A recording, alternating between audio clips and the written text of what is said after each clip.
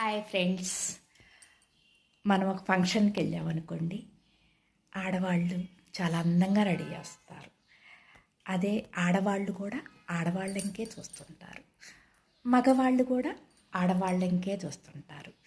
ఎందుకంటే ఆడవాళ్ళు మంచిగా రెడీ అయ్యి వస్తారు, చీరలు కట్టుకుంటారు, నగలు పెట్టుకుంటారు, పూలు పెట్టుకుంటారు, చక్కగా ఉంటారు. అందుకని అందరూ ఇలా చూసుకుంటారు. కానీ కొనిచ్చేది మగవాళ్ళేలే. ఆ, ఇదేంటంటే ఆడవాళ్ళ అదృష్టం.